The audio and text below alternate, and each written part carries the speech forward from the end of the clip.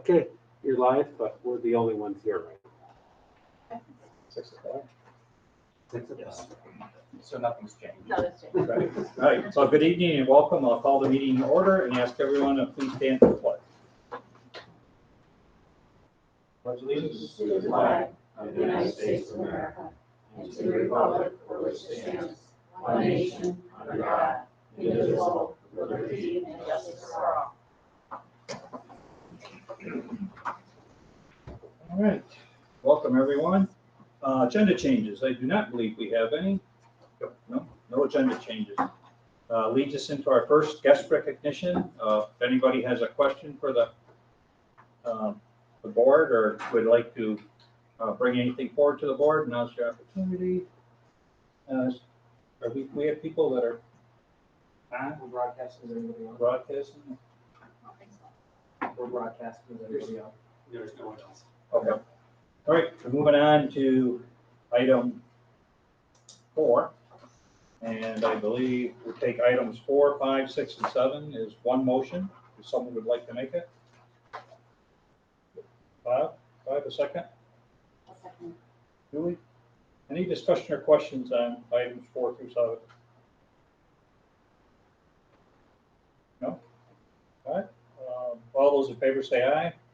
Aye. Opposed? Pass 5-0. Moving on to item number 8, items for board discussion and or adoption. Item A is approval, the adoption of a resolution to transfer funds from the unemployment insurance reserve to reimburse the state unemployment insurance fund for the fiscal year 2019-2020.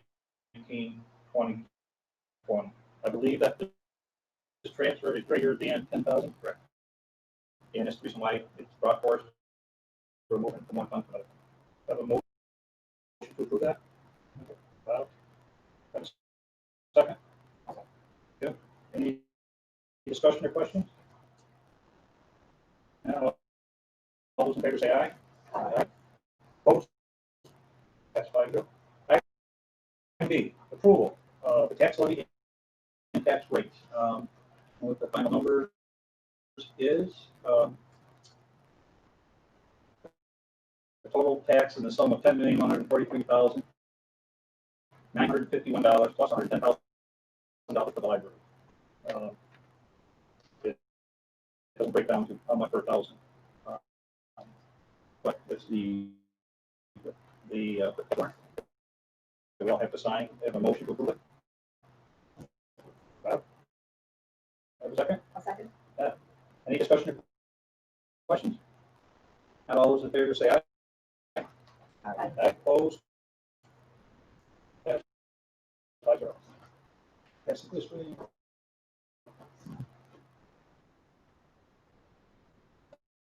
Item C, some discussion and possibly some approvals of the 19 plan. So I'll turn that over to Dr. Kelly. Great. You should receive last week the copy of the short copy of that second document of what was called the K-12 overview of the learning plan. It outlined all 3 models that we may need to instruct in. We have a highlight around live instruction for all students in K through 6, and a highlight around hybrid instruction for students in 7 through 12.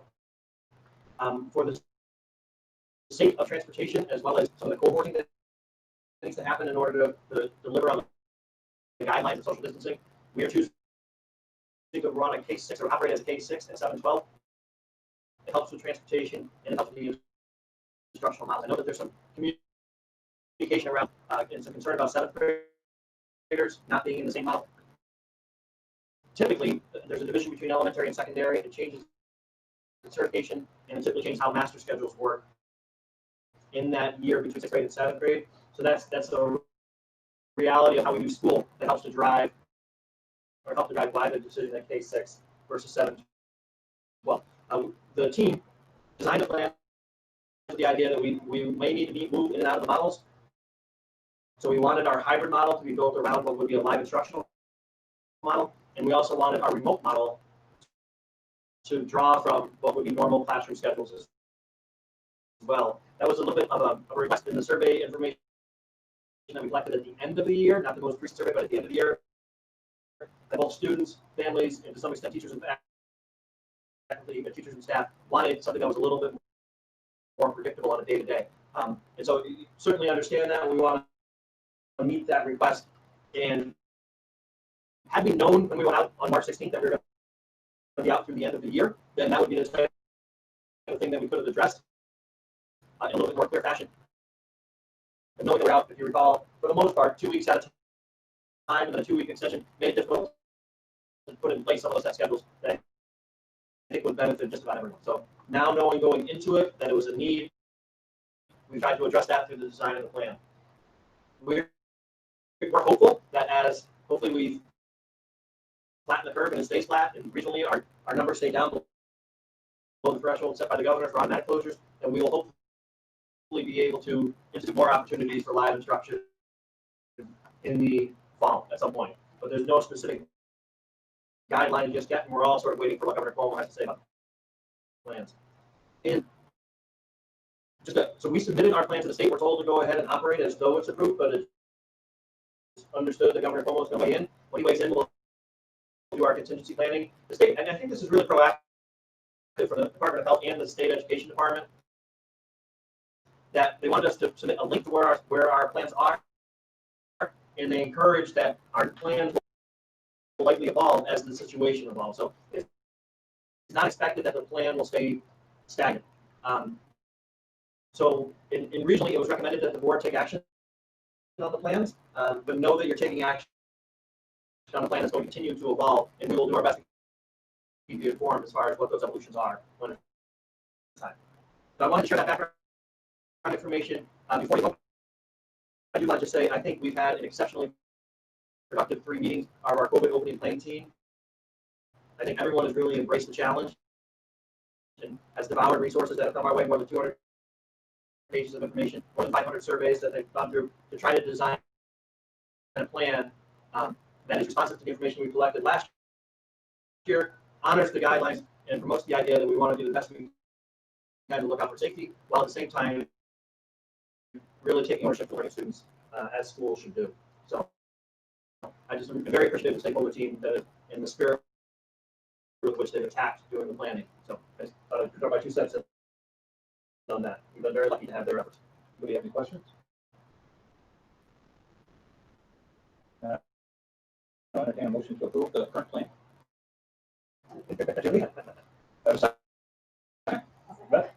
Any further discussion or questions? No? Not all those in favor say aye.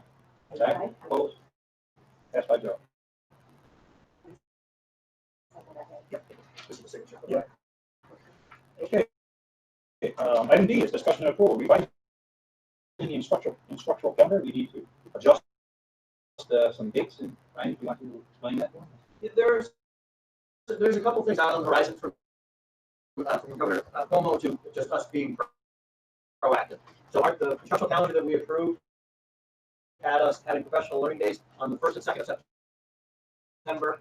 After working through the process of doing our planning and hearing from the leadership team, we're thinking that we would benefit from moving the May Professional Development Day to September 8th.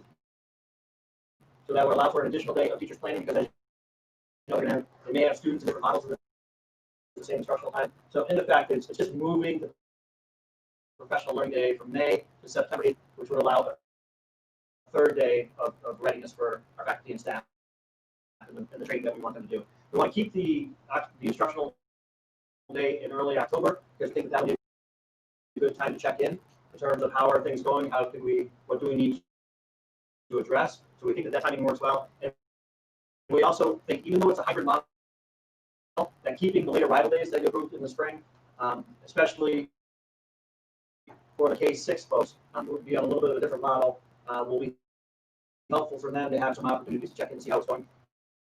Not to mention, we have other curriculum initiatives that we're trying to move forward as well.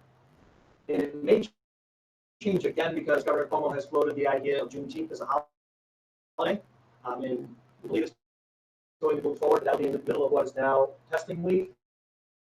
And so when it's going to be observed, is it going to be observed on the Monday or Friday before or after, as some holidays are, or is it going to be observed on the set date?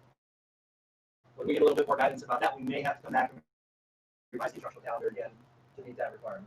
And these are dates that we know of now, so this will help our parents when they get that calendar. It's not there, so they'll know. I'm not sure how, if we're in a hybrid situation, they just don't have school with it. Actually, Jen and Ryan Wagner are putting together. Students will be in. Half of Jen's students will be in. 5, 6. I keep that. Sorry, Jen. And then Ryan Wagner are putting together what will be the first day of school for students, for all students on that Wednesday. It'll likely be a remote, but it may be something that's a half day in and a half day out. Those might still be involved. Okay. Do you have any other questions? Instructional calendar? A motion to approve the change. Second. Further discussion? All those in favor say aye. Aye. Opposed? That's 5-0. Okay, moving on to some discussion on our capital project.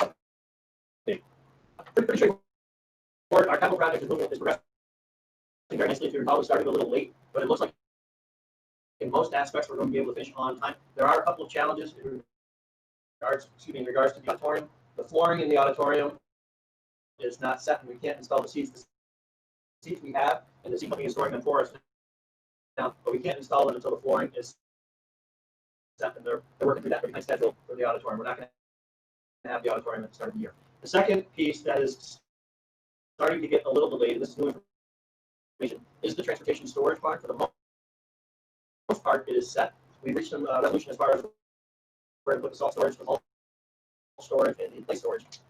We're going to do that just west of what the transportation office is. But the barn itself, if you walk out there at some point, but they have the steel beams that come down, and due to the fact that there were no gutters and buses used to be stored in there, there's a fair amount of erosion at the bottom of the steel beams, and how to fix those steel beams without compromising the integrity of the beams or the flooring beneath them has been a bit of a challenge. For the most part, it's wrapped. It's ready to go. It's just a matter of fixing the steel beams and putting a new roof and gutters on top. 2 days total. So the engineers and the architects are working together to try to find a way to repair the bottoms of the beams that are corroded in some cases. Portions are missing to reinforce those for the transportation storage barn. The latest finding is we had to do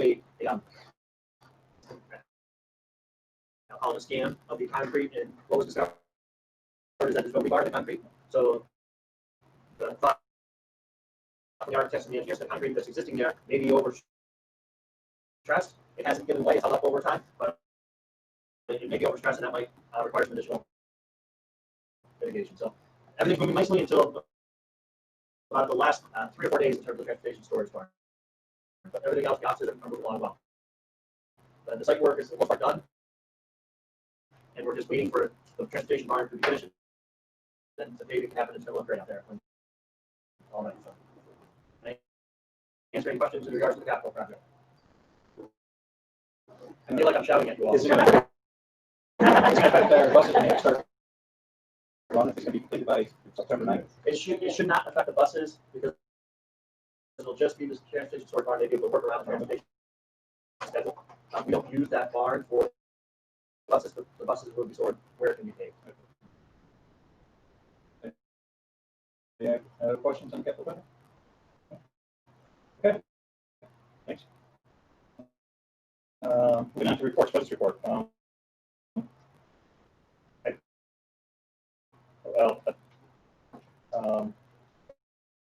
was just notified yesterday for it. As of August 1st, I was re-elected Area 2 Director for 2 more years for NISTA. So we'll have that what being able to get 2 extra perks. We'll say I don't think I've got anything else, but you'll all remember later. Legislative. You know, we're trying to get lots of stuff going in the. And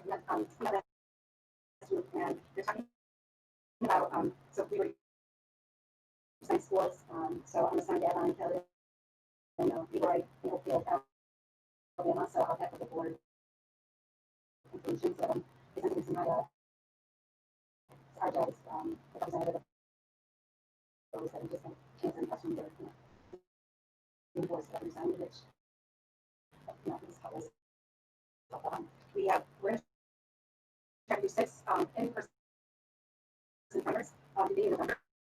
There's a probably coming on out there and how many people get together. We're talking about groups of 15, maybe allowing people to do they talked about with us creating like a video library of the primers. So that if somebody missed one of the primers, they could send them to watch it. So, you know, it kind of be nice to have those on file. Jay will be presenting in May. So, then I know that Let's talk to them today, get them.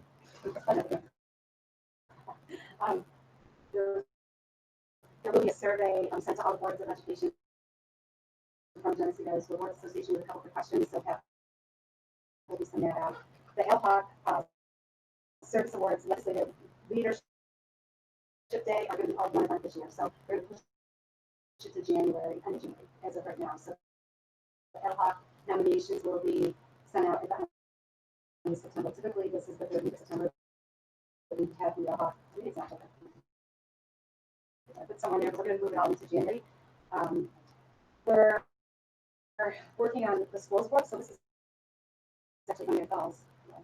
Cool. So Butler County does this, and it's just a facts and figures for the districts in Genesee County. So we're hoping to have this complete by June.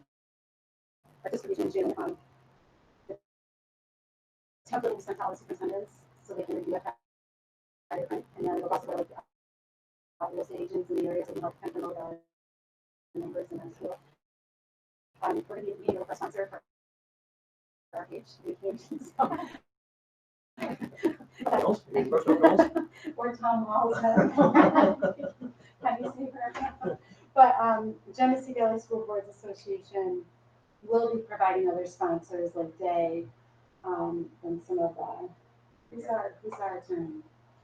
Or team, or turn. Harris Speech, Harris Speech. Harris Speech and some of these other places for funding for the rest of the booklet. So that'll be something that we're putting together. And then Campus. campus are on the list. Absolutely. And yeah, pretty much that's all I have to report. But we're gonna gather the data from the survey that everybody receives, and then we're gonna talk about trying to do the school board roundtables again. There's some gray areas, and they're looking for schools to donate their space. And I did not volunteer. You wanted to, though, I could tell. I was like, I better talk to people before I just say we would love to help. So I'll certainly ask before signing us up for anything. Thank you. Any questions for Julie? Thanks, Julie. Moving on to our administrators' reports. Big section, which I'm still loving this. Anybody have any questions or comments on any of the reports? Everyone good with all the reports? God bless you.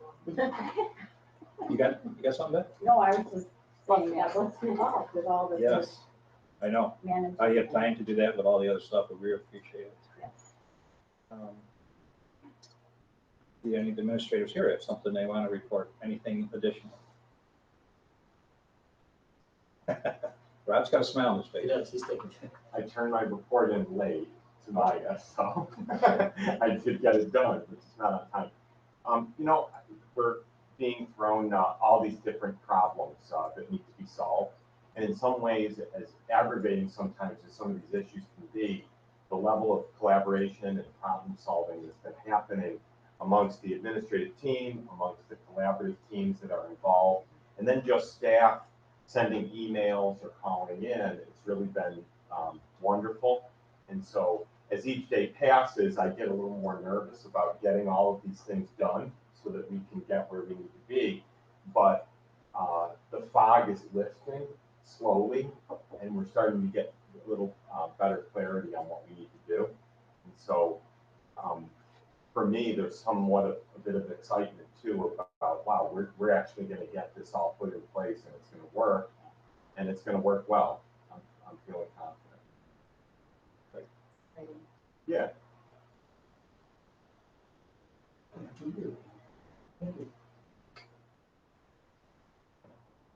Well said. Thanks. Do any of the board members got any questions for the administrator? Anything? On anything? Have you been able to peek in your new offices or no? Anybody? Yeah, Oh, been probably a little bit of a train wreck, but. a little bit. Yours You is can wide hear open. Yeah, mine is wide open. And Jen's office is right over there. Right I down in know. this room. And that'll be done by the time, It's supposed to be. whenever we open. That's exciting. Yeah, Go it with is. the flow. Do you think the flow is better? I think it will be better. It's hard to see without it being complete. Yeah.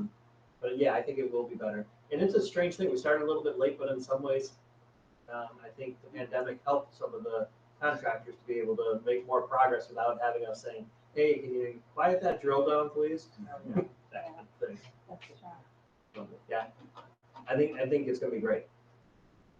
How's the elementary school? Good, moving along really That's a well. real, like, new, yeah. change. It's exciting. Yeah, it's similar, same kind of thing, so, It's great. yeah, it's moving along really well. Okay, everybody else? If you have questions for Kristen, please send her an email and copy all of us so we know what the problem, if there's a question. She didn't have a report, I believe. There was a couple of items in the common report. Oh, okay. In the, what I call the common report, the master one, she had a couple of updates in there. I forget what that, going back and looking at it.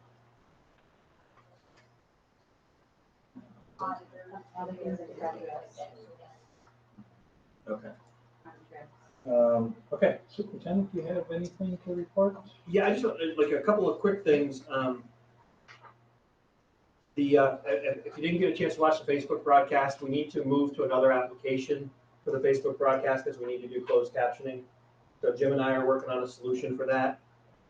Next week's will be a recording of the Facebook broadcast. Jim, we're gonna put together a recording for that. I want to talk briefly just about the leadership team. The calendar, when I first started, the calendar was the 5th and 6th was supposed to be the Genesee Valley BOCES retreat at the BOCES organizes a retreat for all the schools. Now it's supposed to take place on the 5th and 6th, but because things were under the gun, we originally said we'll just do the 5th and 6th here, and that'll be our retreat. And then we said we've got way too much going on, so we modified that and we did a small, a glorified meeting yesterday, really is what it was. And I just wanted to make sure that I passed that along to the board. We talked about the icebreaker that we did with Kevin. We talked that one of the major themes was around managing stress and taking care of stress. And so that's something each administrator came in or each leader, excuse me, Jim, came in and we taught one another an opportunity for how to help with workflow or how to help with stress. And it was just a really productive, great sharing, I think, and it was highly productive. So I want to agree with what Rob said. The level of collaboration has been amazing in terms of the leadership team and how we're leaning into this challenge. And then when I think about, and it wasn't until now, this is how bad it is. It wasn't until now that I think about how difficult managing this challenge is for Jen, who's working out of not her office, trying to do all of this, for Rob, who's working out of a multi-purpose room down in his space, trying to do all of this, and just the level of just rolling up the sleeves and going after it has been great, and I just really appreciate their work. I had an opportunity today to coordinate with the Livingston County Department of Health, and what we decided today is that the Livingston County superintendents are going to do a Zoom call weekly at 12:30 with the Livingston County Department of Health. So that's a new development that I wanted to share. And then I've talked to the board a little bit about the mental health audit, about looking at how we're deploying our mental health staffing resources. And are we aligned? Are we deploying our staffing in a way that's going to help us to meet the goals that we want to accomplish? And so Dr. Maureen Thayer is the person that we're working with, and that work has started. And all of this came about, if you go back to one of the first meetings I attended, John Brondon was talking to the Board of Education about a 0.4 social work position because the contract with Casa Trinity was voided when Rob Levy accepted another job. So it goes back to that conversation that we decided to take a look at our mental health staffing to see there's a lot going on right now before the pandemic happened. Are we deploying these folks in a way that's going to give us the best chance of success for kids? So that has started, and we'll keep you up to date as far as how that's progressing. Any questions for Ryan? Doing good? Can you just share a little bit more about the seedlings program? Yeah, I'll answer, I'll give a quick overview, I'll turn it over to Jackie and Jen because they've been participating in it. The Seedlings is an opportunity for learning around emotional intelligence. And it's something that's being developed at Yale University. And the Mark Brackett is the founder of the Center for Emotional Intelligence, I think is the proper title. He has a recent book called Permission to Feel, and he has a ruler technique for opportunities for how to become more emotionally aware of our own emotions and help to tend to the emotions of others in a systematic way. But I've been, unfortunately, I've had to miss a couple of the trainings because things, my calendar has been a little tough. Everybody's has been. I don't mean to say that it hasn't. But Jen, what do you want to add to this evening's training? So we've had, 4 sessions so far? And the first 3 were really, they fell along very nicely with the book, just to make sure everybody is, centered and kind of anchored in the learning. And then the last 2 sessions have been working with our teams, trying to come up with like a foundation plan, get comfortable with the ruler. We did get sent, what would you say? It was like a 30-day platform that Okay. we could experiment in a little bit, just to get a sense of what some of the training modules would look like. And there's several different layers or levels to that. So you have sort of like your initiation team that gets all of the direct training in order to build capacity. So today we went into actually some pretty cool breakout sessions today. And we were in a breakout session with a young lady who was from Lewiston in Massachusetts. And so we actually, in the chat, asked her to send us her email because we kind of want to keep talking with her.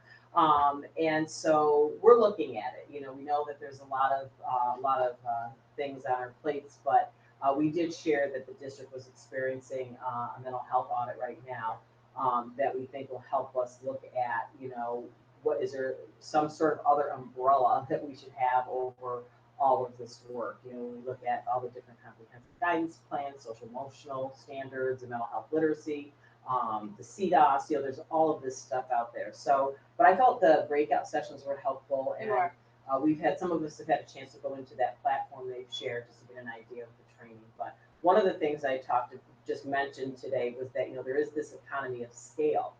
So when you're in a bigger district and you have like 22 administrators and all these different staff, you can kind of disperse out some of the work. But when you're in a small district like Avon, you're really looking at the people that are going to do it, and you're thinking about, how do I do this on top of everything else? So, but I think we feel more positive than we did about it the first session we were in. We were there with Ryan going, but now we're like, okay, we can find a way to make this work. I was positive the entire time. Yeah, so we do have it free for a month, so I think we're going to take some time to just delve into it and just see what we might need to do with it. And the other piece, Beth, is like we have second step, all that stuff. Yes. I knew you were thinking of that. Validating things that you might. This have in encompasses, place. this ruler will really encompass a lot of that, which we need to find a central point. Yeah. And so this may be a better system for all of that. He was actually somebody that presented at our, Oh, he was, wow. at the fall. So when I Oh. saw that, that's right. So Yeah. he was one of the. He was in person. presenters. Is he a short guy? Well, there was 2 of them. Okay. And without looking at my notes, I don't know the names. But it was a really good, they He's a did good an speaker. outstanding job. Yeah. That was one of the parts that we didn't hear about, so that's what I was asking. Okay. Thanks. Thank you. Other questions? No questions. Okay, we're moving on to the board roundtable. Beth, what do you got for us? I don't have anything. I'm feeling a little uncomfortable, but I did want to at least acknowledge, we can read together, I did receive my next level. So we're just talking about that. I apologize for that because I read it before. They usually call me and let me know in advance, and usually it gets here before it comes out in the newspaper. Oh, but So I they figured you emailed- seen it there, so Yeah, they Um, emailed it. so I want to congratulate you on reaching your level, and that's probably because of a lot of the webinars that you've been signing up for. In ISPA, you get points for all that, so that's level 2, I believe, right? So you have 2 more levels to go. So congratulations, and I apologize for not having that certificate. That'd be able to hand it to you. So. I just kind of without putting my whole thing. Well, So, I'm just very grateful that, with all, there's so much to learn, and it just helps me again being you know, just in my, completing my second year, getting ready for my third, that there's, you know, I'm just very grateful that they have as much information out there to just sort of, you know, absorb and. Everyone's been seeing the notice about the virtual conference, Yes. so that's coming up. That's the best that we come up with. They keep telling me it's gonna be exciting. I'm kind of not exactly sure how it's gonna go, how it's gonna work, but all I know is I gotta be on there all the time, but, I mean, there's still an open session and everything, but, Well, maybe we'll get a chance to talk about how we still are socially distancing, but we could still attend and do some things together. yeah, so Yeah. the other thing is the programs that some of them know you're conflicting, you couldn't make one of them, they're gonna be there so you can see, you'll be able to get to see all of them, it'll be recorded, so, you can go back in and to look at all the stuff, so they're trying to do, everything that they can to make it the best. So, Great. time will tell, so, I mean, more people can sign up for it too, so, I mean, the meeting is still gonna be there, so how we're gonna do that. I'm on the NISBA resolutions. We're trying to figure out how the alternate, one of us walk out of our living room from the Zoom, and remember, there's 5 people. Well, New York has 5 people, so you got 50 states, so that's how big this Zoom, how they're gonna do it, I don't know. How they're gonna know that one of the regulars moved out and the alternate has to vote, then how we're gonna vote. So we're gonna learn, NISBA's gonna learn from that, so that we can do that. Okay, I'm sorry, Beth, but anything else? Thank you. Julie? I'm just really super excited to think that school could possibly be even hybrid or, you know, just even the kids getting back. I know Thomas is really excited, so I'm sure every family is feeling the same. But Thomas said I'll never complain about school ever. I get Good, it's Good. good. some of this has been a great, Yeah. last school of appreciation and, you know, what we value and how lucky you are. So that's it. Thank you. Just want to thank all the teams involved. Even more for what you've done and will continue to do. It's an incredible assignment. No one, so. Thank you. You're welcome. Yeah, just thanks to Ryan and Kevin McDonald for coming in tonight to kick off our board learning series. So we did some PD a little bit earlier, and I always find that to be very meaningful, you know, learning and just another opportunity for us to communicate and learn and grow. So I definitely feel very hopeful about continuing that.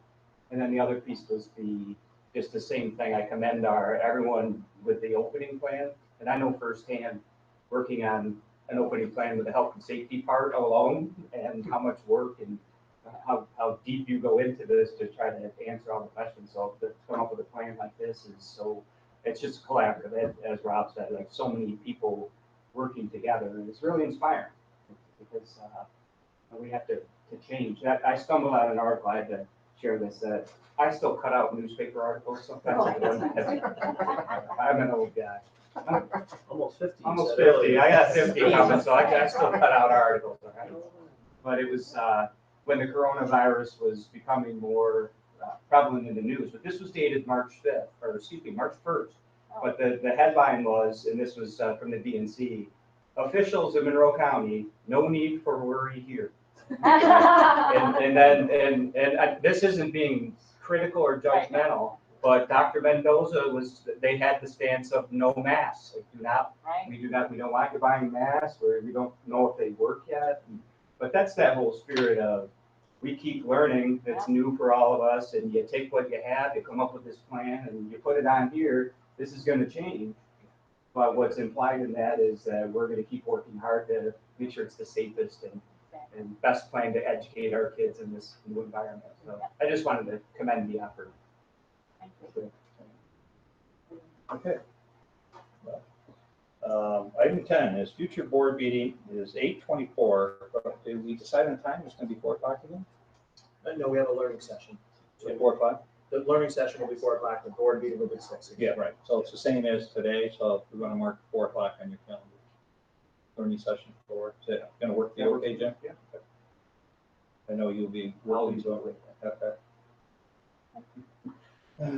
Okay, and that leads us into our second guest recognition. If anybody's got any questions for the board, do we have anybody? We have one person on the air. Does that person have any questions for the board?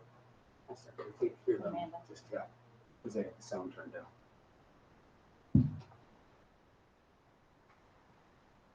Amanda, are you still with us? She must have stepped away from it. Okay. Information, you've got the nutritional service, financial report. Oh, yeah.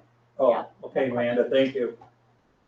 And that leads us into our next executive session that the board needs to go into. So I will entertain a motion to adjourn to executive session. Someone like to make that? Beth, have a second. Jim, all those in favor? Aye. All right, thank you, everyone. Can I make just a quick comment? We have to executive session slightly differently. We will reopen the board meeting for some kind of executive session live. Since the pandemic, so Jim's gonna have to close down the original board meeting and then reopen it when we come back from executive session. Because we're gonna stay here and we'll close the meeting and then reopen it back to close it again when we're done. Okay.